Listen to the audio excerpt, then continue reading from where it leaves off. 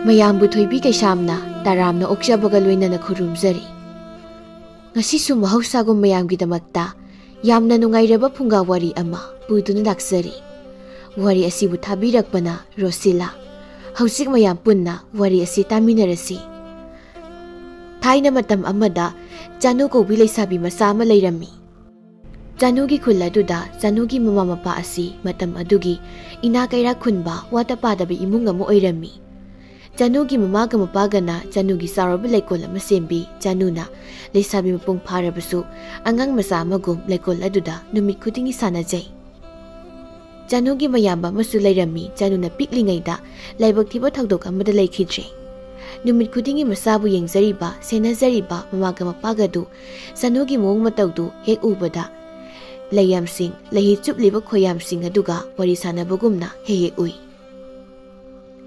ꯆꯥꯅꯨꯅ ꯈ꯭ꯋꯥꯏꯗꯒꯤ ꯍꯔꯥꯎꯖꯕ ꯄꯥꯝꯖꯕꯁꯤ ꯂꯩꯀꯣꯜ ꯑꯗꯨꯗ ꯄꯥꯏꯔꯤꯕ ꯐꯖꯔꯕ ꯀꯨꯔꯥꯛ ꯃꯌꯥꯝ ꯑꯗꯨꯒ ꯁꯥꯟꯅꯕꯗꯨꯅꯤ꯫ ꯆꯥꯅꯨꯅꯕꯨ ꯂꯩꯀꯣꯜꯗ ꯆꯪꯂꯛꯂꯕꯗꯤ ꯂꯩꯌꯥꯝꯁꯤꯡꯗꯨ ꯖꯒꯣꯏ ꯁꯥꯕꯒꯨꯝꯅ ꯇꯧꯏ꯫ ꯀꯨꯔꯥꯛ ꯃꯌꯥꯝꯗꯨ ꯆꯥꯅꯨꯗ ꯑꯣꯝꯁꯤꯟꯗꯨꯅ ꯇꯣꯡ ꯇꯣꯡꯗꯨꯅ ꯁꯥꯟꯅꯩ꯫ ꯅꯣꯡꯃꯗꯤ ꯃꯃꯥꯒ ꯃꯄꯥꯒꯗꯨ ꯆꯥꯅꯨꯕꯨ ꯌꯦꯡꯖꯔꯒ ꯂꯩꯔꯝꯃꯤ꯫ ꯃꯄꯥꯅ, "ꯃꯃꯥ, ꯏꯆꯥ ꯆꯥꯅꯨ ꯑꯁꯤꯕꯨ ꯑꯉꯥꯡ ꯃꯆꯥ ꯑꯃꯒꯨꯝꯅ ꯂꯩꯀꯣꯜ ꯑꯁꯤꯗ ꯑꯗꯨꯝ ꯁꯥꯟꯅꯗꯨꯅ ꯂꯩꯔꯕꯗꯤ ꯀꯃꯥꯏ ꯇꯧꯅꯤ?" "ꯍꯣꯏ ꯃꯄꯥ, ꯑꯩꯁꯨ ꯑꯗꯨꯅꯤ ꯈꯜꯂꯤꯕꯁꯦ꯫ ꯃꯆꯥꯁꯦ ꯂꯩꯁꯥꯕꯤ ꯐꯥꯔꯦ ꯍꯥꯏꯕꯁꯦ ꯃꯥꯗꯤ ꯈꯪꯖꯗ꯭ꯔ ꯃꯥꯅꯦ꯫ ꯃꯃꯥꯟꯅꯕꯤ ꯀꯅꯥꯒꯁꯨ ꯇꯤꯟꯅꯗꯦ, ꯄꯨꯟꯗꯦ꯫ ꯂꯥꯛꯂꯕꯁꯨ ꯃꯥꯒꯤ ꯂꯩꯀꯣꯜꯗ ꯍꯦꯛꯇ ꯄꯨꯁꯤꯟꯈꯤꯕ꯫ ꯍꯌꯦꯡ ꯃꯌꯨꯝ ꯃꯀꯩ ꯄꯥꯟꯕꯒꯤ ꯃꯇꯝ ꯌꯧꯔꯛꯂ ꯐꯥꯎꯕ ꯑꯁꯨꯃꯥꯏꯅ ꯁꯨꯝ ꯇꯧꯔꯕꯗꯤ ꯌꯥꯔꯣꯏꯗꯣ?" "ꯍꯣꯏ ꯃꯄꯥ, ꯑꯗꯣ ꯑꯩꯗꯤ ꯏꯆꯥꯁꯦ ꯃꯤꯒꯤ ꯃꯌꯨꯝꯗꯒ ꯄꯤꯊꯣꯛꯑꯣꯏꯀꯣ꯫ ꯂꯨꯍꯣꯡꯂꯕꯁꯨ ꯌꯥꯑꯣꯏꯗꯣꯏꯗꯣ ꯑꯩꯒꯤ ꯌꯨꯝꯗ ꯂꯩꯒꯗꯕꯅꯤ." "ꯍꯩ, ꯃꯗꯨ ꯌꯥꯔꯣꯏꯅꯦꯍꯦ." "ꯀꯔꯤꯒꯤ ꯌꯥꯗꯅꯤ? ꯃꯌꯥꯝꯕꯗꯣ ꯂꯩꯖꯔꯝꯂꯕꯗꯤ ꯈꯔꯁꯨ ꯐꯔꯝꯒꯗꯕ." "ꯌꯥꯔꯦꯁꯦ, ꯑꯃꯨꯛ ꯀꯞꯀꯅꯨ꯫ ꯑꯩꯁꯦ ꯏꯆꯥꯁꯦ ꯌꯨꯝꯗ ꯑꯗꯨꯝ ꯂꯩꯍꯟꯅꯤꯡꯂꯤꯕꯅꯤ ꯑꯩꯁꯨ꯫ ꯏꯕꯥꯅꯤꯒꯤ ꯏꯆꯥ ꯆꯥꯅꯨ ꯅꯠꯇꯅ ꯀꯅꯥ ꯂꯩꯔꯤꯒꯦ ꯍꯥ?"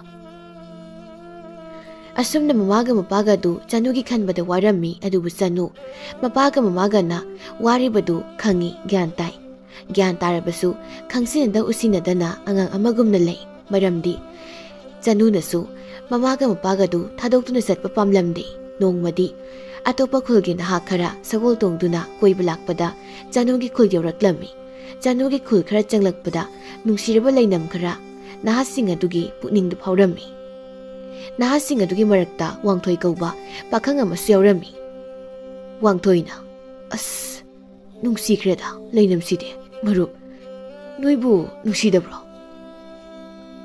ꯅꯝꯗꯕ꯭ꯔꯕ ꯅꯣꯏꯕꯨ?" "ꯅꯝꯃꯤꯗ ꯀꯩꯅꯣ, ꯅꯥꯇꯣꯟꯁꯤꯕꯨ ꯃꯔꯨꯞ ꯈꯛꯇ ꯄꯥꯟꯕ꯭ꯔꯣ?"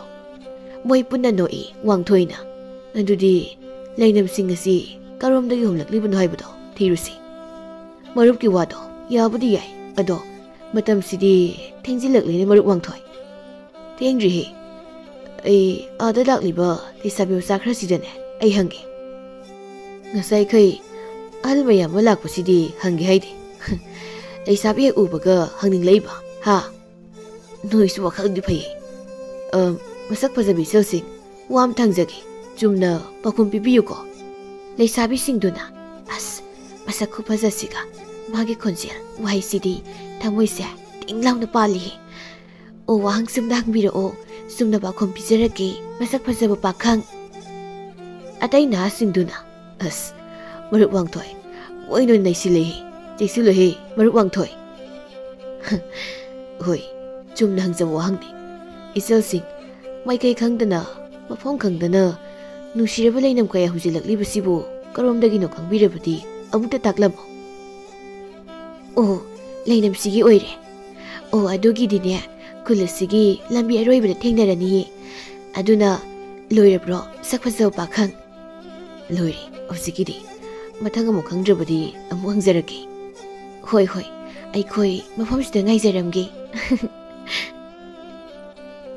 ꯂꯩꯁꯥꯕꯤꯁꯤꯡꯗꯨ ꯄꯨꯟꯅ ꯅꯣꯛꯏ꯫ ꯋꯥꯡꯊꯣꯏꯅ ꯃꯃꯥꯟꯅꯕꯁꯤꯡꯗꯨꯗ ꯆꯪꯂꯨꯁꯤ ꯍꯥꯏꯔꯝꯃꯤ꯫ ꯑꯗꯨꯕꯨ ꯃꯣꯏꯗꯤ ꯂꯩꯁꯥꯕꯤꯁꯤꯡꯁꯤꯒ ꯂꯩꯔꯝꯒꯦ, ꯁꯛꯈꯪ ꯃꯥꯏꯈꯪꯅꯔꯛꯈꯤꯒꯦ ꯍꯥꯏꯗꯨꯅ ꯂꯩꯍꯧꯏ꯫ ꯋꯥꯡꯊꯣꯏ ꯆꯥꯅꯨꯒꯤ ꯂꯩꯀꯣꯜ ꯇꯝꯅ ꯁꯒꯣꯜ ꯑꯗꯨ ꯊꯧꯖꯤꯟꯈ꯭ꯔꯦ꯫ ꯂꯩꯁꯥꯕꯤꯁꯤꯡꯗꯨ ꯋꯥꯡꯊꯣꯏꯗ ꯌꯦꯡꯗꯨꯅ ꯂꯩꯅꯍꯧꯏ꯫ ꯋꯥꯡꯊꯣꯏꯒꯤ ꯃꯔꯨꯞꯁꯤꯡ ꯑꯗꯨꯅ, ꯑꯣ ꯁꯣꯝꯗꯁꯨ ꯃꯁꯛ ꯐꯖꯕ ꯈꯪ ꯑꯩꯈꯣꯏ ꯂꯩꯍꯧꯔꯤ ꯑꯩꯈꯣꯏꯗꯁꯨ ꯈꯔ ꯌꯦꯡꯕꯤꯔꯧꯗꯅ ꯐꯖꯕꯕꯨꯗꯤ ꯅꯣꯏꯁꯨ ꯐꯖꯩ ꯂꯣꯏꯅ ꯐꯖꯩꯗ ꯑꯗꯨꯗ ꯃꯥꯅ ꯈꯔ ꯇꯣꯈꯥꯏꯕ ꯑꯃ ꯌꯥꯎꯔꯤ ꯑꯗꯣ ꯈꯨꯜ ꯑꯁꯤꯕꯨ ꯀꯔꯤ ꯃꯤꯡ ꯍꯥꯏꯅ ꯈꯪꯅꯒꯦ ꯃꯃꯥꯟꯅꯕ ꯑꯃꯅ ꯅꯨꯡꯁꯤꯕ ꯂꯩꯅꯕꯁꯤꯒ ꯍꯥꯏꯔꯗꯤ ꯂꯩꯀꯣꯜ ꯈꯨꯜꯒ ꯀꯧꯔꯝꯗꯧ ꯃꯥꯜꯂꯤ ꯂꯩꯁꯥꯕꯤꯁꯤꯡꯗꯨꯅ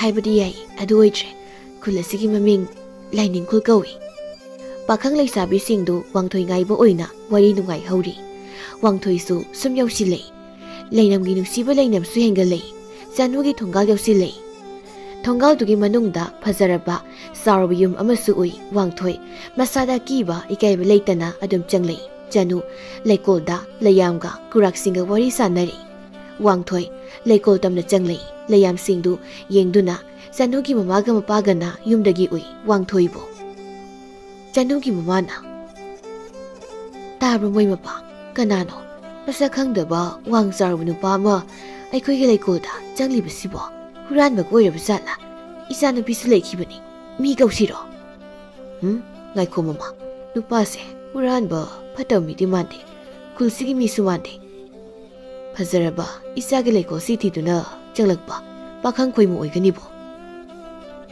ꯑꯗꯨꯗꯤ ꯌꯦꯡꯗꯨꯅ ꯁꯨꯝ ꯂꯩꯔꯁꯦ ꯍꯥꯏꯕ꯭ꯔꯣ ꯏꯆꯥꯅꯨꯄꯤꯒ ꯑꯃꯨꯛ ꯐꯥꯔꯒ ꯄꯨꯈ꯭ꯔꯗꯤ ꯄꯨꯔꯣꯏꯍꯦ ꯃꯄꯥ ꯑꯣꯏꯅ ꯄꯥꯏꯔꯤꯕ ꯊꯥꯡꯁꯤ ꯎꯗ꯭ꯔꯣ ꯉꯥꯏꯍꯥꯛꯇꯪ ꯃꯑꯣꯡ ꯌꯦꯡꯁꯤ ꯇꯨꯃꯤꯟꯅ ꯂꯩꯌꯨ ꯃꯃꯥ ꯋꯥꯡꯊꯣꯏꯅ ꯂꯩꯀꯣꯜ ꯑꯗꯨꯗ ꯁꯨꯝ ꯀꯣꯏꯔꯛꯄꯗ ꯆꯅꯨꯅ ꯀꯨꯔꯥ ꯀꯌꯥꯒ ꯁꯥꯟꯅꯕꯗꯨ ꯎꯔꯝꯃꯤ ꯋꯥꯡꯊꯣꯏ ꯈꯣꯡꯊꯥꯡ ꯑꯗꯨ ꯆꯞ ꯂꯦꯞꯄꯤ ꯆꯅꯨꯕꯨ ꯌꯦꯡꯗꯨꯅ ꯂꯩꯈ꯭ꯔꯦ ꯆꯅꯨꯁꯨ ꯋꯥꯡꯊꯣꯏꯅ ꯂꯦꯞꯂꯒ ꯌꯦꯡꯂꯝꯕꯗꯨ ꯎꯏ ꯁ꯭ꯋꯥꯏ ꯂꯥꯎꯅ ꯄꯥꯈꯠꯂꯤ ꯀꯨꯔꯥꯛꯁꯤꯡꯗꯨ ꯋꯥꯡꯊꯣꯏ ꯇꯝꯅ ꯄꯥꯏꯁꯤꯟꯈꯤ ꯋꯥꯡꯊꯣꯏ ꯀꯨꯔꯥꯛꯁꯤꯡꯗꯨ ꯎꯔꯒ ꯍꯔꯥꯎꯅ ꯅꯣꯛꯏ ꯆꯅꯨ ꯁꯥꯎꯒꯦ ꯇꯧꯏ ꯈꯝꯕꯜꯗꯨꯅ ꯀꯅꯥꯅꯣ ꯃꯁꯛ ꯃꯇꯧ ꯐꯖꯕ ꯅꯨꯄꯥꯁꯤꯕꯣ ꯑꯗꯨꯒ ꯃꯥ ꯎꯔꯒ ꯑꯩꯒꯤ ꯇꯥꯀꯨꯔꯥꯛꯁꯤꯡ ꯑꯁꯤꯅ ꯃꯉꯣꯟꯗ ꯂꯣꯏꯅ ꯄꯥꯏꯁꯤꯟꯈ꯭ꯔꯤꯁꯤꯅ ꯀꯩꯒꯤ ꯑꯁꯨꯛ ꯀꯨꯏꯕ ꯃꯇꯝꯁꯦ ꯑꯩꯒꯤ ꯇꯥꯀꯨꯔꯥꯛꯁꯤꯡꯁꯦ ꯑꯩ ꯅꯠꯇꯅ ꯀꯅꯥꯝꯇꯒ ꯌꯥꯅꯗꯕꯅꯤ ꯍꯦ ꯅꯪ ꯑꯩꯒꯤ ꯇꯥꯀꯨꯔꯥꯛꯁꯤꯡꯕꯨ ꯅꯪꯒꯤ ꯑꯣꯏꯒꯦ ꯈꯜꯂꯤꯕꯅ ꯀꯅꯥꯅꯣ ꯑꯩ ꯅꯪꯕꯨ ꯎꯕꯗ ꯉꯥꯎꯔꯦ ꯅꯪꯕꯨ ꯀꯅꯥꯅꯣ ꯂꯩꯀꯣꯜꯁꯤꯒꯤ ꯐꯖꯔꯕ ꯂꯩꯌꯝꯂꯛꯇꯒꯤ ꯅꯪꯒꯤ ꯅꯨꯡꯁꯤꯕ ꯃꯤꯅꯣꯛꯅ ꯁꯔꯨꯛ ꯂꯤꯁꯤꯡ ꯍꯦꯟꯅ ꯐꯖꯕ ꯍꯦꯜꯂꯤ ꯅꯪꯕꯨ ꯀꯅꯥꯅꯣ ꯃꯄꯥ ꯃꯥꯅ ꯏꯆꯥꯅꯨꯄꯤꯁꯤꯕꯨ ꯆꯥꯗꯣꯏꯈꯩ ꯌꯦꯡꯂꯤꯕꯁꯤꯕꯨ ꯑꯁꯦꯡꯒꯤ ꯆꯥꯗꯣꯏ ꯖꯥꯠꯂꯥ ꯑꯗꯨꯒ ꯏꯆꯥꯅꯨꯄꯤꯁꯤꯅ ꯁꯥꯎꯕꯁꯨ ꯃꯥꯜꯂꯤ ꯏꯀꯥꯏꯕ ꯍꯔꯥꯎꯕꯁꯨ ꯃꯥꯜꯂꯤ ꯃꯁꯤꯅ ꯀꯔꯤꯒꯤ ꯏꯌꯥ ꯐꯪꯂꯦꯗꯅ ꯑꯗꯨꯁꯨ ꯋꯥꯡ ꯆꯥꯎꯅ ꯐꯖꯔꯕ ꯏꯌꯥ ꯀꯔꯤꯅꯣ ꯃꯄꯥ ꯅꯪꯅ ꯉꯥꯡꯂꯤꯕꯗꯨꯕꯣ ꯑꯩ ꯚꯥꯞ ꯀꯝꯇ ꯇꯥꯗ꯭ꯔꯤꯗ ꯇꯥꯔꯨꯏ ꯅꯪꯗꯤ ꯄꯪꯕꯅꯤꯅ ꯆꯅꯨꯅ ꯋꯥꯡꯊꯣꯏꯗ ꯑꯩꯒꯤ ꯂꯩꯀꯣꯜꯗ ꯆꯪꯉꯛꯑꯒ ꯑꯩꯕꯨ ꯀꯅꯥꯅꯣꯌꯦ ꯑꯗꯨꯗꯤ ꯑꯩꯅ ꯍꯪꯒꯗꯕꯅꯤ ꯅꯪ ꯀꯅꯥꯅꯣ ꯍꯥꯏꯅ ꯋꯥꯡꯊꯣꯏ ꯑꯩꯒꯤ ꯃꯤꯡ ꯋꯥꯡꯊꯣꯏ ꯑꯔꯥꯞꯄ ꯈꯨꯡꯒꯪ ꯑꯃꯗꯒꯤ ꯂꯥꯛꯄꯅꯦ ꯅꯪꯒꯤ ꯂꯩꯅꯝꯁꯤ ꯇꯥꯕꯗ ꯂꯩꯀꯣꯜ ꯊꯤꯖꯔꯛꯄꯅꯦ ꯂꯩꯀꯣꯜꯁꯨ ꯐꯪꯉꯤ ꯂꯝꯍꯥꯡꯅꯧꯔꯕ ꯑꯩꯒꯤ ꯄꯨꯟꯁꯤꯁꯨ ꯐꯪꯂꯦ ꯉꯁꯤꯗꯤ ꯑꯗꯨꯅ ꯀꯩ ꯍꯥꯏꯔꯤꯕ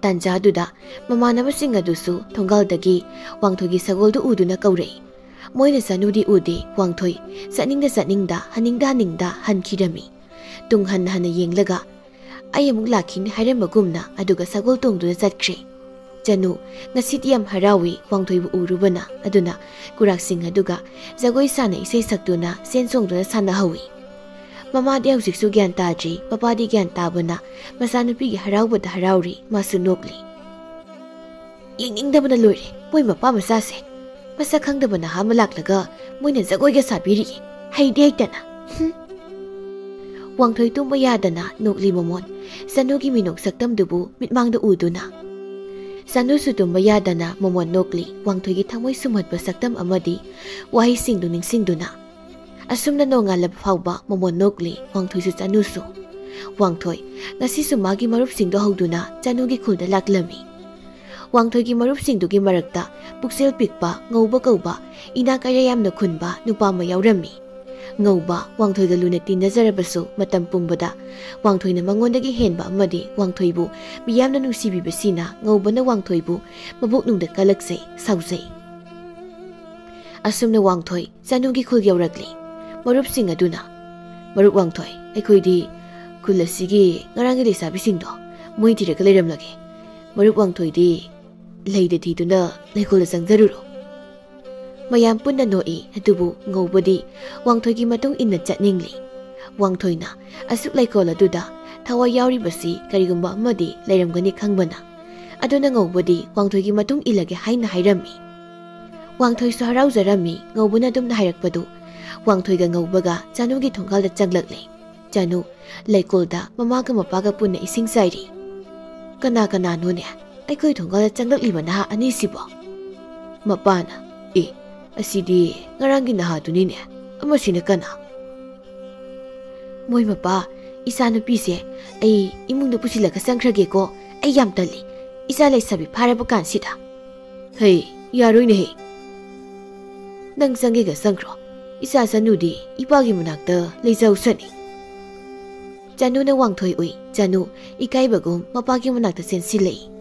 Wangthoi Chanu gi manak tamna lai ngauba Chanu hek uba mikupta ngaubana Chanu da ngaukre. Phazakreda magi masakside yingbagi penba naide. O aigi marup Wangthoina thawai asuk yauri baside sigi oire. Adubu masimadi aigi oidaba sukya yade. Mapana kana kanano kana unasige naha anibo. Wangthoina ipagi phazaraba lei makhasuna horiba leikolse yengningbana sangjarakpani ba. Chanugi mamana ibungo adudi thongaldagi su ubanida leiga tekani thongaldagi yengo ibungo ni. Mapana mama nang wangang kanune. Chanu mapagi tungda leiduna Wangthoiga huran yengnari ngauba Chanubu pambana yengli. Chanugi mapana kanano karaidagino haina hangli. Wangthoina iba aigi ming Wangthoi kausei marupsigi ming. Wangthoigi wadu marak thalai ngaubana aigi ming ngauba kausei arapa chinglon ngauba khuladudagini. Aikhoigi khultagi aikhoina ina khunba pinai thamba ngamba imung oisei. Marup Wangthoise isam samjaba imungni. Chumjamaro. Hoi chumi maru. Mapana masimadi mabuk pharoibo. O adudi isani ipagi leikolse phazarabadi yenguda kaisu kaide. Mamana thudekpa huranbada yaroi ko isa sa. Oh mama nang sidi isa sa namagi wada nui sauganuko namase pangangang zabani. Wangthoina saudi daiba. Wangthoiga Chanuga misanana nusi wari sanaribadu mapaga ngaubaganadi khangi ngauba Wangthoibu kalakba sauningba helai. Phazaraba kuraksingdu Wangthoida paisinduna tongi Chanu tumina noi. Ngaubudi kuraksingdu hainadabagumna tali. Chanu ngaububa hainaramde asumna Wangthoiga Chanugi mapaga wari sanaduna leisingi ming takli. Chanu mapagi khut konduna inai ngauba Chanugi mamaga wari saduna Chanubu yengli. Asumna matam khara thengjilakpaga atai marupsingdu thongaldagi kaurakli. Wangthoiga ngaubagasu amuk hankhirami. Iya nupase nungsikreda wai watana phazariba matik maguna leiriba. Hoine ngaubado iyabu oira sira khangde kusuga to ngauso hek ngawi wani. Wangangdi rasi yaudabagi wani. Yawi he marakta. Chanudi noi mamaga mapagana ichanupi dongna nusiba yaudida ichanupina ihene iheli. Ado ichanupise ngarangdagi kainam itau tawida. Kaisu tawdengo. Mamana hoine Chanu nangbu nasaga ngamdabro. Ngamina. Asumna Wangthoiga ngaubaga Chanugi yumda toina laklami. Wangthoiga Chanugasu wahai amata hainadrabasu thamoi pinarami. Aduga somdana ngaubana mamaga mapagada Chanu hainabinaba kana taklami. Ngaubagi mamaga mapaga mayamba machegaisu ngaubagi ningaida Chanuba hainanaba chatnaba sem sarami. Ngaubadi Wangthoibu Chanugi manakta matau karamna chatlaloi haina khanbada awaba ma oirami. Aduna ngaubuna tanja yenglaga Wangthoigi sagolbu hu pizatuna hatlami. Wangthoi magi sagol sibda kaplami Chanugi manakta chatpasu ngamkhidri. Somdana ngaubugi ahal lamanna Janubu mamau oinaba Janugi mangol karami adubu Januna pamdabana mama mapanasu yaraklamni. Adubu ngaubuna hanjin Janubu hainaba chathalami. Januga mamaga mapaga na sauraduna tina sayraga tanturakle. Ngauba may hauna saukre. Ayoy pangjabadi wangthoy giso oibu yaroy. Asumna magi wakhalda singkre. Janu numit khudingi wangthoy lakpa ngaijarami thawai nungaitana Janugi mataudu mamaga mapagadu yam nungaitaba haibdu oirami aduna Janugi mapadu wangthoygi khulda laklami Janu mamaga yumda mapangaiduna lehaurami Janugi mapana wangthoygi yum thidu lakpana kona thangda wangthoygi yumda unarami wangthoyna ipa yam thajadana karomda satpirubani babo isage khulse karaidano haidana sum koirakpani sagol tongduna isasu ipagi nakta lakitre kaidabu yarabuke hainasu khangningba asumna Janugi mapaga wangthoygi ahal laman singasu khangnarami wangthoygi sagol sirambagi warisu lirami asumna Janugi mapana wangthoybu laknaba hairami wangthoygi sagol ama laibirage hainasu hairami adugu chatkri wangthoygi yumda Janugi mapalaklama warisi hektabaga ngauba wakhal manglaba sa amagumna Janugi yumda laklami ngaubana Janugi yum yaubaga pungom mamle ngaubana mamai mamai khumsilami aduga ahal anidu tumkiba ngairaga lumdu leikre matam khara thengjilaklavada ngaubana wangthoygi khonjel saduna Janubu kaurami Janu wangthoygi wakhalda tumba yada leibana ngaubana kaudu tarami Janudi wangthoybu nusisabana numit kharani uraktabagi wasabaga mamaga mapagana tumthakiba matam oikibaga Janu mathanta harauna tholei wangthoy ngauba wangangdana Janubu leikol tamna kawi Janu harauna matung inai mamli ba leikol duda wangthoy karigino nang aigi leikol lakjide aidi nang bunumit kutingi mafam asida ngaise ado ipana nangi sagol ama leirani hayengdo ngauba tumina Janubu yengdun lei kaidorage tumina adum ayenglaga leiriduba matam su thenglei hayeng hankro ai imaga papa khaudorage nangsi leiramuko chakhinuko ngaiko sano imaga papa gado tumjagi sano ngaubugi khonjel du nakna leibana wangthoygi khonjel malaktre Janu kiba phaurakle nang aigi wangthoy nate nang kanano hayo natrabadi ai imaga papa ga kaugani ngaubani wangthoy nate Janu nang hauchi aigi tung ine sakrase nang wangthoygi oibu yaroi karigumba aigi we phangrabadi atai kanak se oheloi nangso Januna ngaubagi mamaida tinsi chilami aduga mamaga mapaga kauge taurami ngaubana Janu masin mensilaga punabu hotnarami adubu Januna masin melibadu nantoktuna mapabu kana kaurami ngauba saubu henkibana Janugi mangaksam metlami nang aigi oyu phangrabadi atai kanak se oibu yaroi wangthoy ngasidi aina nangki mathakta laman khumlabani khango nang naingonda henba yaroi ina pam khudimak nang yoibu yaroi wangthoy Janu mapitana min usingkre leikolgi suri duda thawai thakre ngauba Janu wa lamlaga senkre ahingduma Janugi asiwaksang adu taduna leiri leikol duda nongan phung torakpada mamaga mapaga du masa Janubu kauduna imung sinba thongna thirei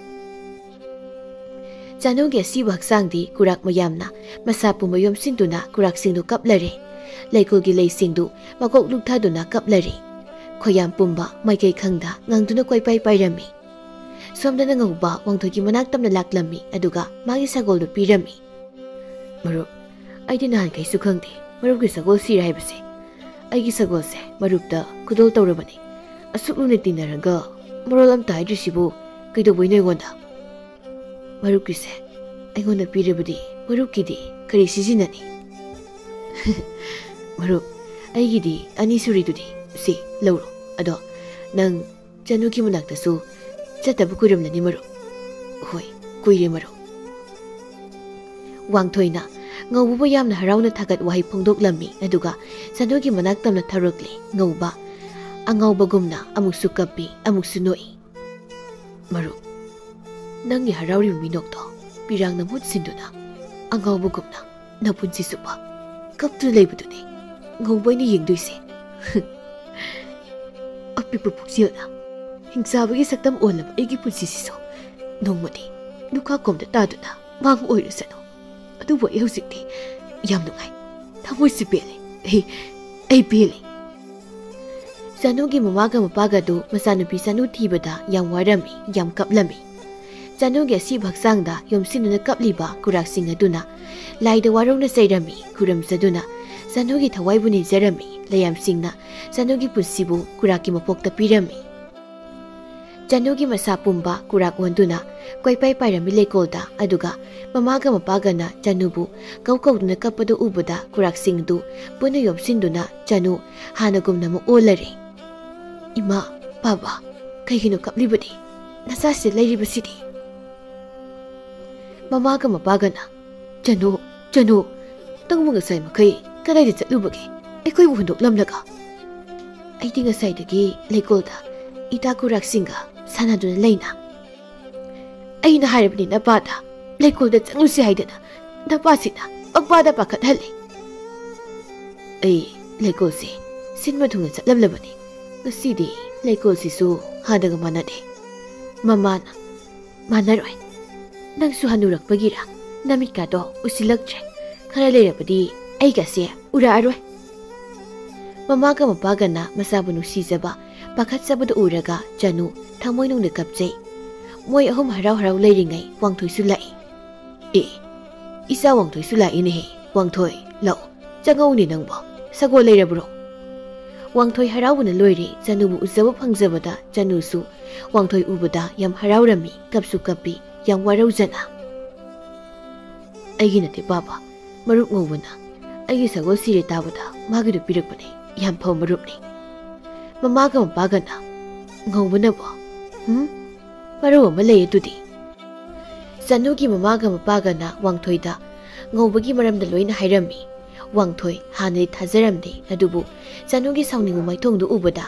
thajarami ngobunabo adudi aigi sagolase mana hat poigani oh thajakhijeda marup ngobba mapana adubu manaruranu isasidi phattaba haibasidi phattabani moidi laina warakadabani ko mamana isa wangthoiga aigi thawai oiribi isa Januga Tekta kaida laribasi sidagi hena nungaiba amamuk leitre Mapana karigino isa Janu nangna kaplibabo ha kapkanune hojikti wangthoisu laklabanina aikhoi punna nungai leiradabani Mapana wangthoida sagol ama pirami aduga ngobagi sagoldu pitoko haina Janudi magi wari kanada su tamji tamluraga kari oini khalubada Wangthoi halakle yam harauna aduga ngawbuda sagol adu pirami wangthoina asaw masak utlamde penthoklammi ngawbudi ingangakre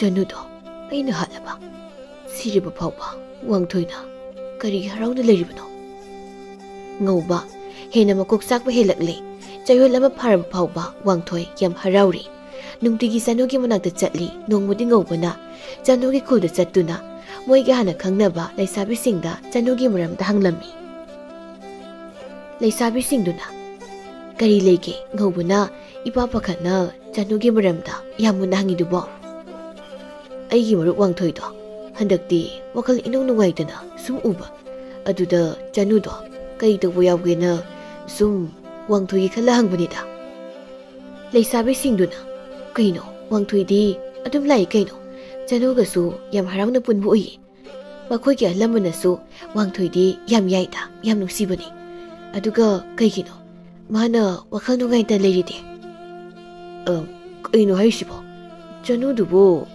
hinglibro hinglaga karigino aigi maramda karisu haijiba hairagana karigi aingonda kaisu tarokjiba leisabi singduna Kaidorgi ngawba natanta wari sajaiduba wakhal waba matha sabase ngawboina malida ngawba phuk hagolaga satki hoi mai haidabida leisabi singdu ingangakna yenglaga lehawi Karino, Ngobu Sibo, Ngobu Kaino, Magisia, Janu Pami the Bukangine. Amana Mohari. Nankam Kangibo, Ngobuna Sanudo, Pambagini, Mamam Pado, Hajin Taredo, Sibu, Lunatinari ni Wang Toiga. Amana Mohari. Mabukaya Paramoine, Mami Banase, Jumna Suklay Lake Deba, Ado, Wang Toidi, Kang the Basalo. Kang did a Dugadi. I be the Bayarui, Wang Toida. Asumna, Lay Sabi Singdo, Wang Toigi the Warami, and do Wang Toidi, Januga, Nungtigi Lako the Gihendan a Pulli. Januna Wang Toida Su, Mamagam Baga the Suhaido Lamdi. Hek Hybeda, Moina Tamoi Kaikini Kanduna, Aduano Modi, Wang Toina, Ahalaman Tarakduna, Mongol Kahala Gairek Lami. Januki Mama Basuarami, Janudi, Wang Togi Wadu Tabada, Captain Tapom Kanglamdi. Asing bahay da bayadaba matang hayb do oirakpada Januna Wang Toibu laikol da phaminna duna wari pumulirami ahan badadi Wang Toi thajaramde Janu nang nei bu nungsidrabaso ibu laire nang sangdam na sana de haina kallabaso sena dum haybiu sano kariki aiki murupu adum na haribano aduga nang na mataw karamna aiki magda leribano Janu Wang Toi ai nang bu yam nungsi ai Nangona minamdi, ay ako'y pinapahiri pa kuraksin na sinasakit. Nang ay mataja jabadi. Ay buso, Wang Toi. Ay buso. Wang Toi, sano na kapag ipido ubada tamoy kay bukom tawi. Aduga, janong busok lami. Hek sok baga, sano gi masado, masing tingam daba, piklaba kurak mayam ondo na, Wang Toi gi ako'y bada, ko'y pay rami. Wang Toi tamoy kay na kablakli, janu hay na kauraduna. Wang Toi na thazaraba matung Janu amuk kurak mayam aduna Janu hanagumna mu onkre. Wang Toi thazarabra huzikti ai hanagi Janu dunati warise ai imaga pabuga tadi haidok biganu ko imaga pabuga na macha ai kidabak thamoi kaibado ai yengba ngamloi Wang Toi adubu Janu aidi nangi manakta punsi suba Why got Zanga kind of Jupopa? A legani Janu Wang Toiginu see with the Pelemi, Wang Toiga Sanuga, where is Sikanada so high kitchi, Mamaga Baga to Harauna, Nungana Tambirami. Some that a Wang Toigi Harau Nungaibu, Yangmangam the Badagi, Noba, Wang Toiga Sanugadu, Laptok Nalagi, Punsika in Halagi country. Wang Toidi, Janu was in a Zadu Lerami, Aduga, Wang Togi Imung the Suyarami, Noba, Wang Toi with Tirak Adu Wang Toi, Januga, Hanagi Lako do we hen a Pazana, Januga Semgat Lami, Noba, Zanugi Tamna, Sagol Tozile, Nobo Ubada, Janu Yam Kirami, Aduga, Gurak Onduna, Swai Launa Kaiduna Pai Kirami, Janugi Magama Pagadi, Yumda, Imung the lady, Wang Toina, Warumoba, Mapomsi Lakpadi, Kari lady.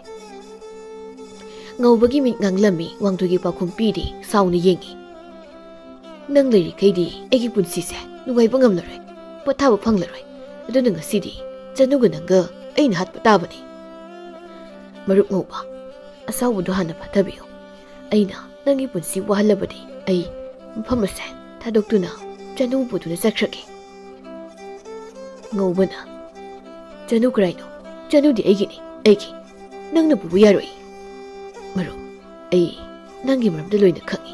Adubo, ay nanangu ngakpi ba ni? Nang ay, bisak pikling ay tinarak pa ni Maru. Marup nga ba? Nang, ay maramda loy na kanglapaw ba? Karigi ibong ngakpi ri. Karigi, natamay duk sorry ba ni Wang Toi? Ay nanangi sana mundo na. Ay giyoy na buhodaki. Halaga siri hay na so, ay natanam ki. Adu paw ba da? Nang na ibong ngakpi ri. Nangi dugumba, usia sawa, apa ba tamoy duni, maduna ni, ay buhali ba Maru?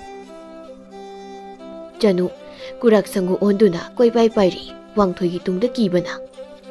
Wang Toi, ngawubot temli, gyan tarak na ba, adubo.